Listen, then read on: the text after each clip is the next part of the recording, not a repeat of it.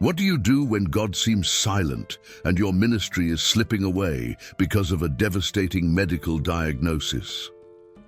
Hello, my brothers and sisters in Christ. I'm here today to share how God worked an incredible miracle in the life of Pastor Thomas Williams. After 45 years of faithful ministry, he faced complete hearing loss, but God had other plans. If you believe that God still performs miracles today, type Amen in the comments below. Don't forget to subscribe to our channel and turn on notifications so you won't miss any more powerful testimonies of God's faithfulness. Now let's witness how one night of desperate prayer led to an extraordinary divine intervention. Stay with us until the end. The sound was as familiar as the beating of my own heart. Those old hymns we'd sung thousands of times over the years. But that Wednesday morning at Sunset Haven Nursing Home, something was wrong.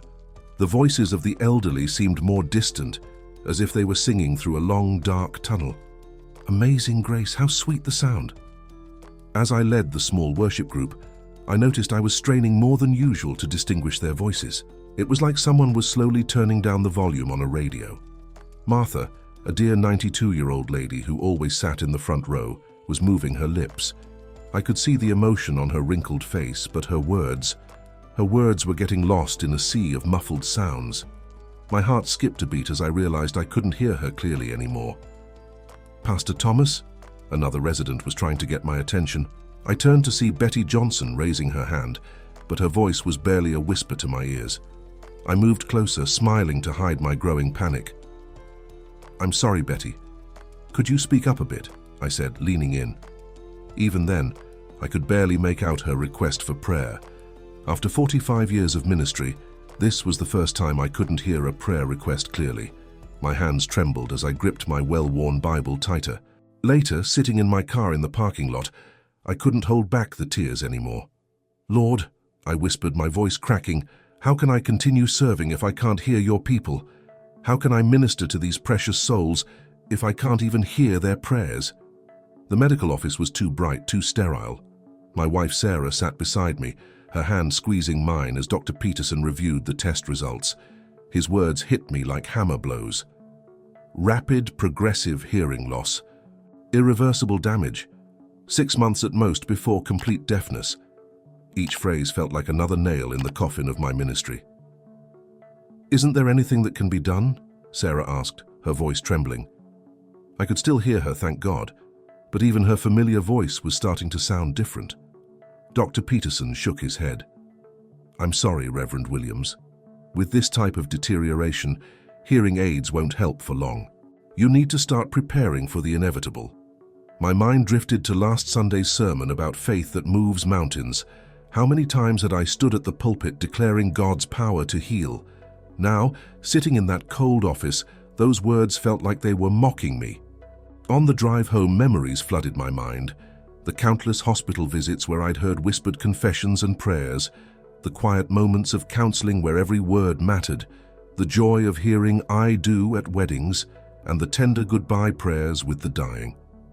"Maybe it's time to fully retire," Sarah suggested gently as we pulled into our driveway. "You've served faithfully for so long, Thomas. No one would blame you." I couldn't answer her. How could I explain that this wasn't just a job I could retire from? This was my calling, my purpose.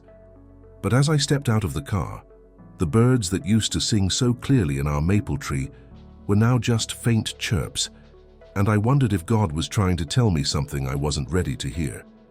3 weeks after the diagnosis, things got worse faster than anyone expected.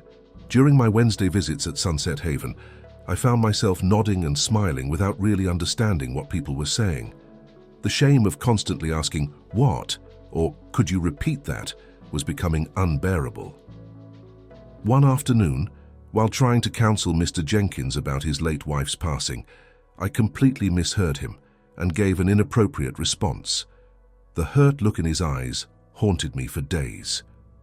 "I'm so sorry," I had stammered, but the damage was done. My son David drove up from Cincinnati that weekend. "Dad," he said during dinner, practically shouting so I could hear him, "it's time to face reality. You can't keep doing this to yourself." "Keep your voice down," I snapped, immediately regretting my harsh tone. The frustration wasn't with him, it was with my own helplessness. Sarah reached across the table and touched my hand. "Thomas, honey, maybe David's right. We need to think about quality of life here." I pushed my chair back from the dinner table, needing space. "Quality of life," I repeated, trying to keep my voice steady. "My whole life has been about serving others. How do I just stop?" That night, I couldn't sleep. Around 2 a.m., I drove to First Baptist, where I'd served as senior pastor for 3 decades before semi-retiring to focus on nursing home ministry. I still had keys to the sanctuary. The familiar smell of old hymnals and wooden pews greeted me as I walked in. The moonlight filtered through the stained glass windows, casting colorful shadows on the empty seats. This place held so many memories, thousands of sermons, countless altar calls, weddings, funerals, and moments where I'd witnessed God's power firsthand. I fell to my knees at the altar. "Lord," I prayed, my voice echoing in the empty church, "I don't understand. Why this? Why now? Your word says, you're the same yesterday, today, and forever. You healed the deaf in Jesus' time. Are you still in that business today?" The silence was deafening, ironic, given my situation. But then something extraordinary happened. In the quietness of that moment, I heard a voice, not muffled, not distant, but crystal clear. "Continue serving." I lifted my head, my heart pounding. The voice was unlike anything I'd ever heard, both powerful and gentle, firm yet full of love. "Our Lord," I whispered, tears streaming down my face. "Is that you?" The voice came again, just as clear. "Continue serving." I sat there in the dim sanctuary, trembling. For the first time since my diagnosis, I felt something new stirring in my spirit, not just hope, but certainty. God wasn't finished with me yet. As the first rays of dawn began to paint the stained glass windows, I made a decision. I would continue my ministry, regardless of my hearing. If God said continue serving, who was I to argue? Standing up from the altar, I whispered, "Yes, Lord, I don't know how, but yes, use me as I am." The next few weeks tested my resolve in ways I never imagined. I developed a system of hand signals with the nursing home staff, and Sarah started accompanying me on visits to help with communication. Some residents noticed my struggle and spoke louder or wrote their prayer requests on paper. Others, bless their hearts, just held my hand and prayed silently with me. "I don't understand how you're doing this, Thomas," Sarah said one evening after a particularly challenging day. "Most people would have given up by now." I smiled, remembering that clear voice in the sanctuary. "It's not me doing it, honey. God told me to continue serving, and He's providing the strength. Besides," I added, trying to lighten the mood, "Jesus never said ministry would be easy, just worth it." The board at First Baptist heard about my condition and called a meeting. "Pastor Thomas," Elder Johnson said, speaking slowly and clearly, "we're concerned about your health. Maybe it's time to consider stepping back completely." "With all due respect," I replied, my voice firm, "I believe God still has work for me to do. As long as there are people who need prayer and comfort, I'll be there, even if I have to read their lips or have them write everything down." The call came on a rainy Tuesday evening. Mary Wilson, one of our oldest nursing home residents, was failing fast. Her family wanted me to come pray with her one last time. When I arrived at her room, the scene broke my heart.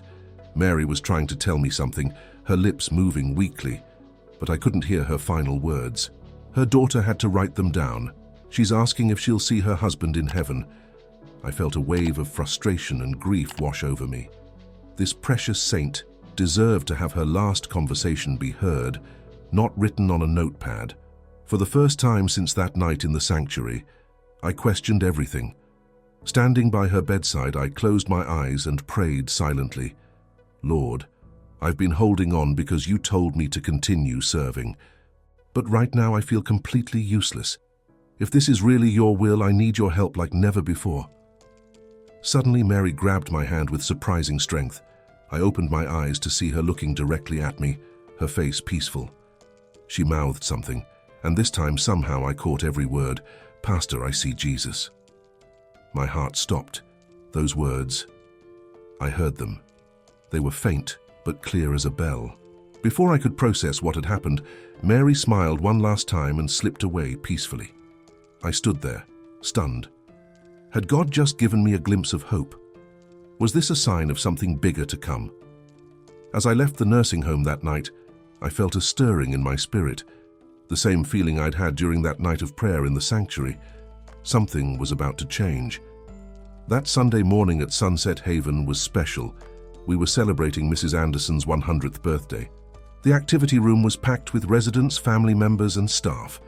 Despite my hearing problems, I was determined to make this service memorable.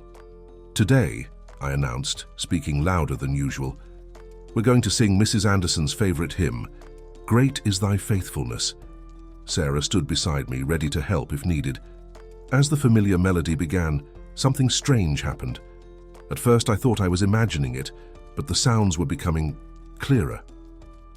With each line of the hymn, it was as if someone was slowly turning up the volume. Great is Thy faithfulness, O God my Father.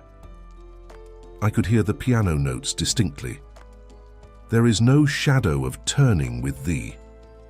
The residents' voices were becoming clearer. Thou changest not, Thy compassions they fail not. And then it happened. Like a dam breaking, sound flooded back into my world in full clarity. I could hear everything, every voice, every note, every whispered amen from the back of the room. The fullness of the sound almost brought me to my knees. Thomas, Sarah's concerned voice, her real, clear voice, reached my ears. Are you all right? I can hear you, I whispered, tears streaming down my face. I can hear everything. The room fell silent as I shared what was happening. Then Mrs. Anderson, with her century of wisdom, began to sing again, this time with Amazing Grace.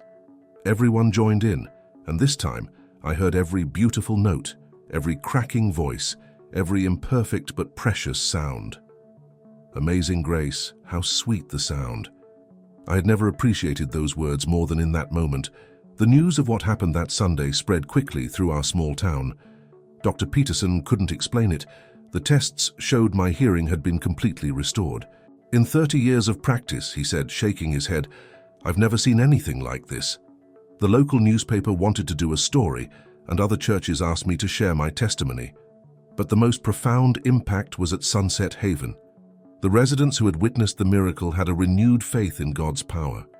If God can heal your ears, Pastor Thomas, one resident told me, then He can handle whatever I'm going through. Looking back, I understand now why God told me to continue serving even when it seemed impossible. It wasn't just about my healing. It was about showing everyone that He still performs miracles today. Every Wednesday now when I walk into Sunset Haven, I treasure each sound. The squeaky wheels of walkers, the soft murmur of prayers, the imperfect but beautiful voices singing hymns. Each sound is a reminder of God's faithfulness. To anyone facing what seems like an impossible situation, I want to share what I learned. Sometimes God's greatest miracles come not despite our struggles, but through them. When He says continue, it's not because He doesn't see our pain, it's because He sees beyond it to His perfect plan. And now every time I hear someone say, Amazing Grace, how sweet the sound, I can't help but whisper, Thank you, Lord.